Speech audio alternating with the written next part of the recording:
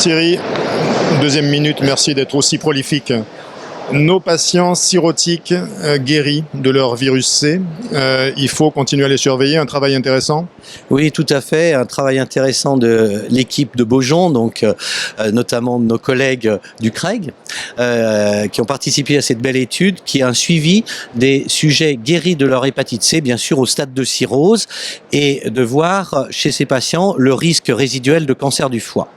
Ce risque résiduel dans une population essentiellement masculine, qui est tout de même limité, 39 patients, chez 80%, 70% d'hommes, d'environ 65 ans, montre l'apparition d'un CHC en moyenne au bout de 51 mois, c'est-à-dire entre 1 an et pratiquement 10 ans après la guérison de leur hépatite C au moment où on utilisait des bithérapies pégylées.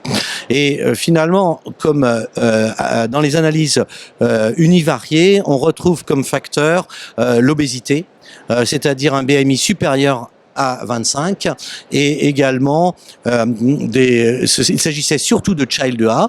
Le message, c'est de dire que la tumeur retrouvée était donc sur des patients en bon état général, Child A, avec une taille tumorale de l'ordre de à peine 30 mm, donc rentrant dans les critères de Milan. Bon, alors pour faire simple, la surveillance, alpha-féto, oui, non? Alors, échographie, quel rythme? Voilà, alors tout à fait. Donc là aussi, il y a eu un postgraduate sur le CHC qui montre qu'on enterre l'alpha-fétoprotéine une fois de plus, même si tout le monde le fait, mais ce n'est pas recommandé de le faire.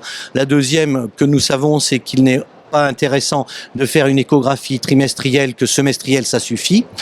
Et le dernier message qui me paraît important, c'est la position de l'élastométrie impulsionnelle qui révèle finalement un bon marqueur de risque de CHC pour dépister les CHC, c'est-à-dire que lorsque vous avez une élasticité supérieure à 30 kPa, vous avez un odds ratio de 3 de développer un CHC et près de 5 lorsque vous êtes supérieur à 40 kPa.